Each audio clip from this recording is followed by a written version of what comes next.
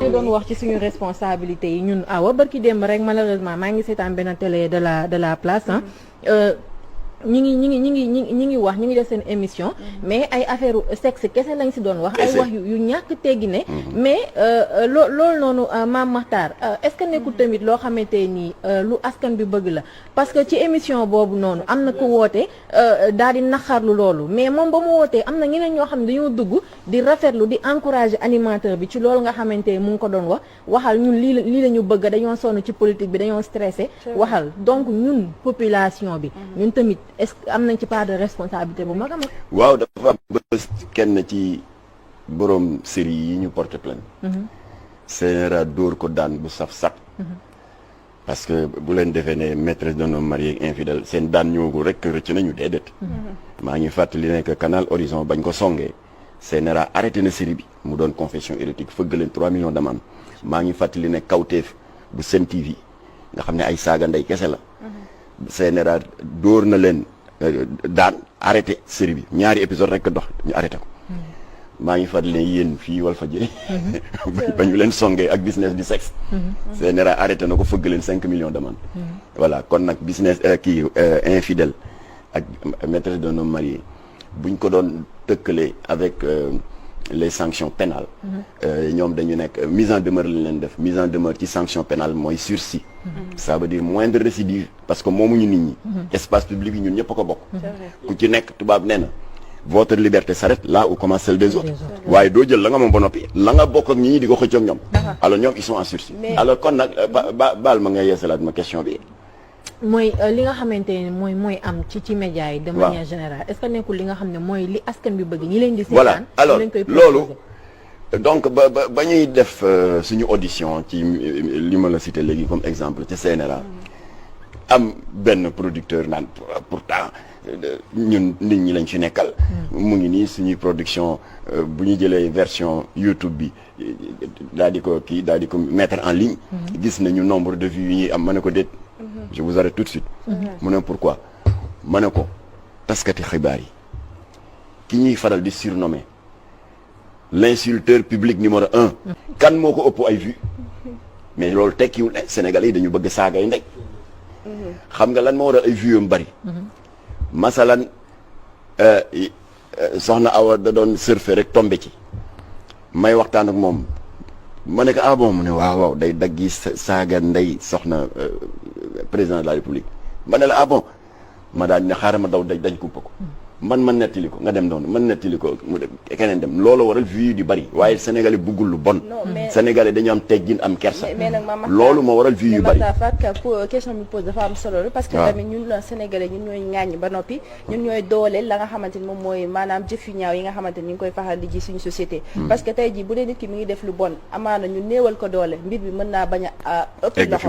voilà mi ngi noonu mais tey bu dee ñun ñoo koy doole di dem di ko seetaan keneen ak keneen di ko seetaan parce que ba pare di ko partager xale yi ñeneen ak ñeneen di si donc ñun je pense que ñun ñooy ndey bi am nañ ci responsabilité parce que sénégalais dañuy bëgg une chose et son contraire c'est ça maa ngi fàttaliku li ma tudd léegi suñu jàmmarloog maîtresse d'un homme marié mais parce que moo doon bi gën a fës mais qu'est-ce qu'on n'a pas entendu dans les réseaux sociaux Jamra yéene kan fii du état islamique fii du Iran fii du Afghanistan et puis noo leen def ba gis ko lu leen tere zappé ma profité di yëgal ne te waxuma ko pour faire plaisir à qui que ce soit responsable Jamra yi bureau exécutif bi les 30 membres du bureau exécutif commencé sa imam Massamba Diop ba ci 30e bi te yàllaa tax may wax amu ci kenn kuy seetaan série ça ne nous intéresse pas c'est pas que dañu xeeb les producteurs intéressé wuñu léegi la question se pose nag naka la ñuy def ba xam qu'il y a eu des dérives mais ni Babacar Diagne bu CNRA def la ñuy def on a une commission de visionnage une dizaine de jeunes bénévoles am na ay jeunes étudiants ay bàjjenu gox des personnes du 3e âge ñoom ñooy suñu bët di suñu nopp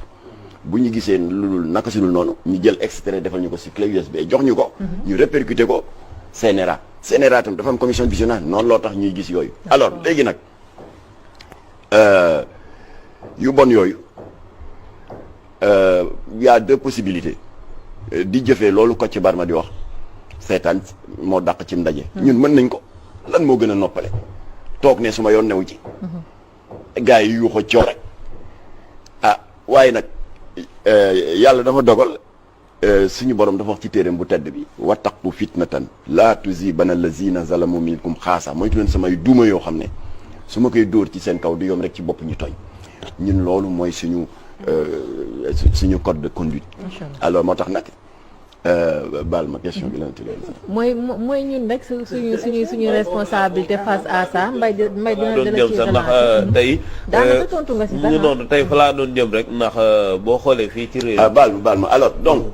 ba maîtresse d'un homme marié parce que biig nelaw ñu dama war a jëm léegi ci procureur dañ fa am rendez-vous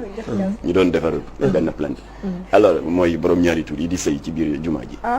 waaye bàyyi duñ ci génnee noonu de alors léegi nu mu tuddati ba nu mu tuddati waay ba ñu defee loolu ci maîtresse d'un homme marié lu ne dégg nañ ko effectivement après def nañ li ñu def ba ñu teg leen daan mise en demeure mooy sursis jamono di dox ba ci période yii yéen ñëpp dund ngeen ko ñu gis ay xeetu ñàkk teggin yoo xam ne foo ko natt rek weesu na ko bokk na ci scène boobu te mu am ku ñuy wax liiru jaan ak ndaw soosu naan journaliste la wax jipp bi ba pocc yëpp nekk ci biti di xaxataay ak tàppanteeg waay yi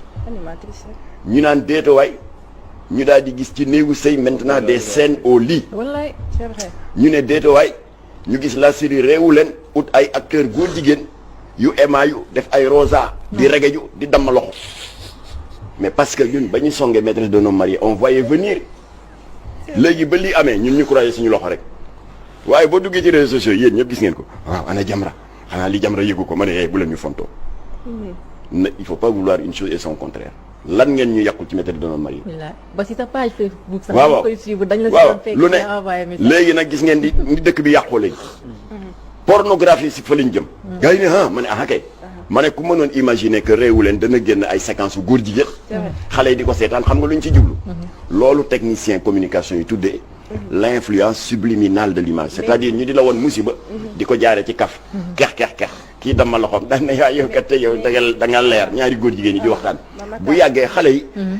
jàpp ne ndege góor jigéen Jamra ak Walfadjri dañu rëy làmmeñ ak mais góor jigéen aayul c'est ça le danger mais ma tey ma mataan man foofu sama question foofu lay jëm si boo xoolee réew mi ki fiy def lu baaxul moo gën a tekki ki fiy def lu baax dëgg la ki fiy wax lu baax tey kii wax lu bon wala di jëf lu bon da ngay def émission bu ñàkk fayda sax émission bu amul benn njariñ yaay ëpp ay sponsor kii def émission di yeete di wax nit ñi xamal li ma la tey Jamra mu ngi ci côté bee di xeex ñii ñu ngi ci côté bee di xeex ndax képp kuy def lu baax ci réew mi rek yaa ngi jëmalal réew mi kanam fan la problème bi ne Jamra lu muy xeex dañ ko cay xas kuy def lu baax duñ la faale kuy def émission bu am njariñ duñ la fa problème bi fan la ne waaw mais xam nga jox naa la misaal léegi xoolal ñu doon xas démb c'est les mêmes personnes parce que xam naa leen ñu ci opposé des amis dans Facebook ñoo ñëw tey naan xanaa gisu leen li xew réewu leen bii indi ay scènes góor jigéen xanaa gisu leen néegu sëy bu Sky TV di def des scènes érotiques au lit xanaa gisu leen avant dernier épisode infidèle dagg saaga ndey xanaa gisu leen ko ma ne gis nañ ko kay waaw lu tax waxu leen ci ma ne déet ba ñu daan wax da nga ñu doon kokkali parce que li lañ doon bañoon waa gars yi ne waa d'accord dimbali leen ñu rek alors loolu waral nag démb 4 heures du matin la ñu tëdd ndax on a 4 plaintes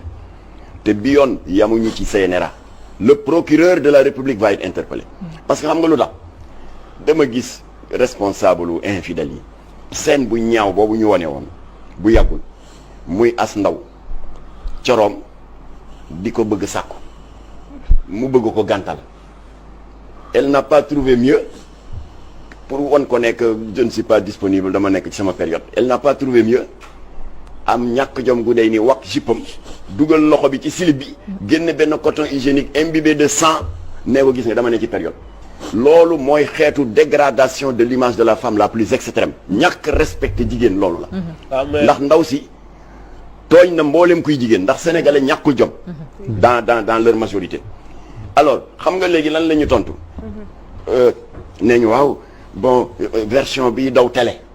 Sen TV séquence boobu newu ci waaye version bay daw YouTube la ne ma di leen yëgal nag te procureur rek may dégg code pénal a aménagé nañ ko en tenant compte des nouvelles données des nouvelles technologies de l'information et de la communication na ngeen ko xam de c'est la loi 2008 du 25 janvier 2008 loi boobu nee na képp koo xam ne biral nga ci xeetu image son séquence vidéo loo xam ne dafay dégrader l'image de la femme ba pare di dammat ak di nappaaje nos valeurs culturelles et religieuses article 138 318 ak 324 code pénal dinañ ko gàll sa loos sur l'attentat à la pudeur et l'outrage public la wax de aux bonnes mœurs bu yeboo public bi nga def ko ci télé classique yi wala alors awa pour dëggal loolu waa ji caabi féete ginnaaw te ma tudd ko léegi l'insulteur public numéro 1 li mu def est-ce que ci télé la ko defee YouTube ak Facebook kon procureur a ngi liggéey ci ñiy profiter di nax nit ñi naan génnu ma ko ci télé ci Facebook la ko génn loo génn ci réseaux sociaux yi même atte la que kii génn ay musiba ci télé yi